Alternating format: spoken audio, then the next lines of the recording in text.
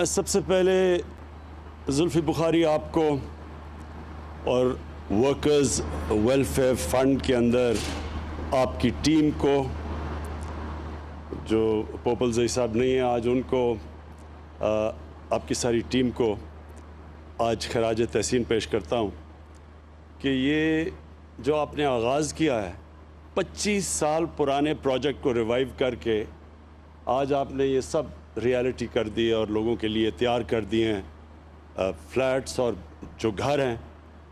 ये बहुत बड़ी अचीवमेंट है, बहुत बड़ी अचीवमेंट है, इसलिए कि 25 साल से कभी किसी ने नहीं सोचा था कि ये भी इसको भी प्रायोरिटी बनाएं कि हम वो लोग जो कभी सोच भी नहीं सकते कि वो अपना घर ख़रीद सकते हैं, अपना घर बना सकते हैं, तो उन लोगों के लिए हमारे बदकिस्मती से मुल्क में कभी भी प्रायोरिटी नहीं थी। यानी हम सब चीज़ों का सोचते थे लेकिन इस तबके का कभी नहीं सोचा इस मुल्क ने। और ये जो हम जब नया पाकिस्तान कहते हैं, नई सोच का नाम है, एक नए माइंडसेट का नाम है। और नया पाकिस्तान का मतलब कि एक माशरे को, सिर्फ एक गवर्नमेंट नहीं, एक मुल्क के फैसला करे कि हमने अपने उस तबके को जो कमज़ोर है, जो ज़िंदगी की रेस में पीछे रह गया है, हमने उसको ऊपर लेके आना है। ये जिम्मेदारी हमारी है सबकी। और गवर्नमेंट सबसे पहले अपने एक्शन से ये साबित करती है कि वो एक नई सोच ले आई है, एक नया तर्ज हुकूमत ले आई है। तो ये हम कोई किसी पे एहसान नहीं कर रहे, ये वर्कर्स का हक है, मेहनत कश लोगों का। और अब तक जिस तरह जुल्फ़ी ने बताया, किराए पे मिलते थे घर वर्कर्स को, अब ये उनके अपने घर हैं। ये वही किराया दे के, वो जो किराया होगा वो कर्ज़ों की किस्त में चला जाएगा और वो घर भी उनका अपना हो जाएगा, अपनी मालकियत हो जाएगी। और हर इंसान जानता है कि कितना एक अपना घर होना सबसे बड़ी नेमत समझी जाती है। देहात के अंदर, गांव के अंदर तो फिर भी आसान होता है, लोगों को अपना छत अपनी ख़रीद लें, बना लें। लेकिन शहरों के अंदर जिधर ज़मीन महंगी है,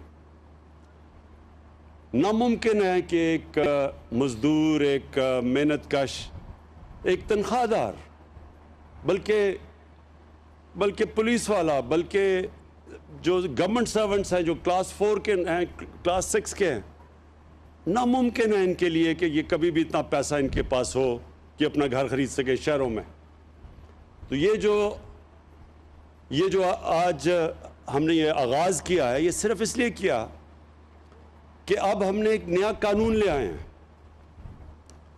हमने एक तो गवर्नमेंट ने पूरी तरह इंसेंटिव्स दिए हैं, लेकिन जो एक कानून है जिससे बैंक्स पहली दफ़ा कर्जे दे सकते हैं, और हमें 2 साल लगे इस कानून को अदालत से क्लियर करवाने में। और कानून का नाम है फोक्लोजर लॉ। ये कानून, ये जब तक अदालत से हम क्लियर नहीं करवाते थे तो बैंक पैसे ही नहीं देते थे, कर्जे ही नहीं देते थे। तो आज अगर हमें डिले हुआ है, हम ये जो हमने वादा किया था लोगों से घर बनाने का, उसकी बहुत बड़ी वजह यह है कि 2 साल के बाद वो फोक्लोजर कानून अदालत से क्लियर हुआ और अब मुमकिन है बैंक से पैसा, यानी बैंक कर्जे देंगे, जिसको मॉर्गेज कहते हैं। और ये कभी भी ना हम कर सके अगर बैंक्स इसके अंदर शामिल ना हों। तो अब बैंक्स पूरी तरह शामिल हैं। और मैं आज इधर से स्टेट बैंक गवर्नर रज़ा पाकर को ख़ास तौर पर फिर से ताकीद करता हूँ कि सारे प्राइवेट बैंक्स को, जिन्होंने वादा किया हुआ है कि तकरीबन 380 अरब उन्होंने सिर्फ घरों के लिए, कर्ज़ों के लिए रखे हुए थे, मॉर्गेज के लिए रखे हुए हैं, वो अब इन्फोर्स करें, उनके लिए आसानी करें कि लोगों के लिए, एक आम आदमी के लिए कर्जा लेना आसान हो। हमारा जो नया पाकिस्तान हाउसिंग है, इसने पूरी जिस तरह हर फ्लैट पे 3 लाख रुपया गवर्नमेंट दे रही है सब्सिडी, ताकि आसान हो आपके लिए, कर्ज़ों की किस्त आसान हो हर महीने देने के लिए।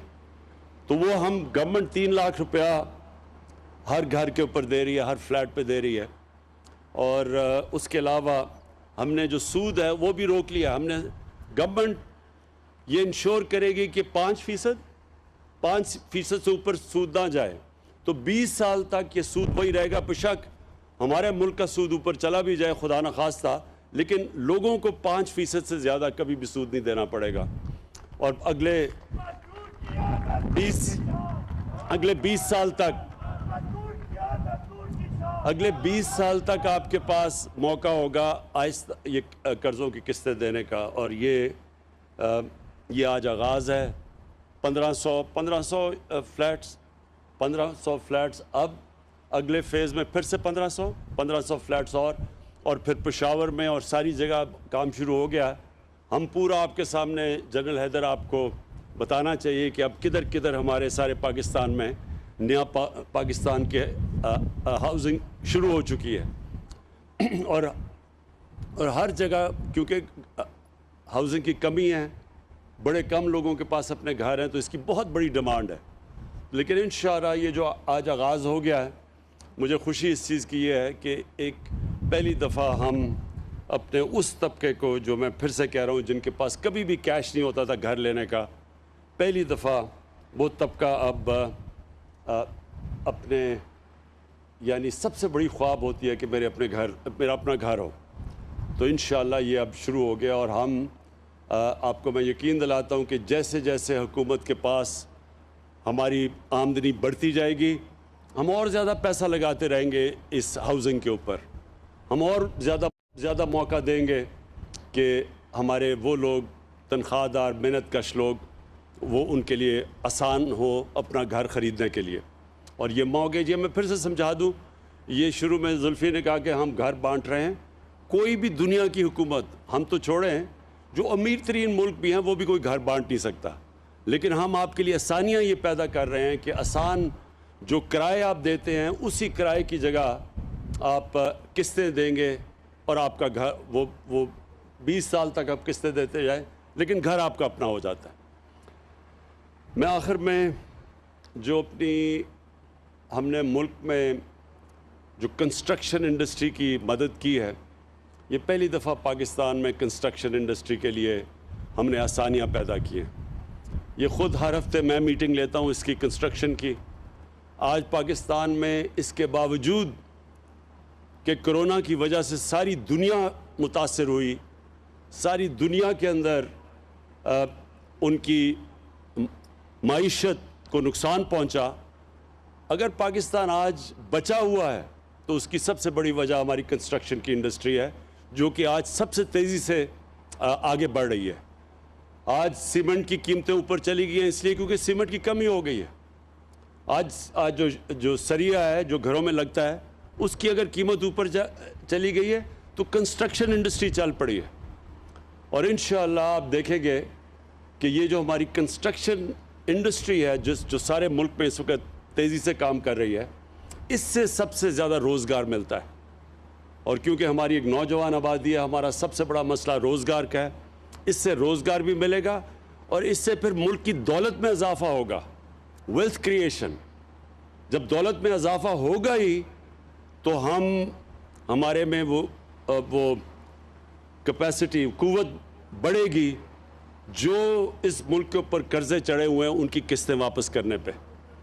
तो ये कंस्ट्रक्शन इंडस्ट्री इंशाल्लाह एक ऐसा सेक्टर है जो अकेला ही पाकिस्तान की माईशत को भी उठा सकता है, लोगों को रोज़गार भी दे सकता है।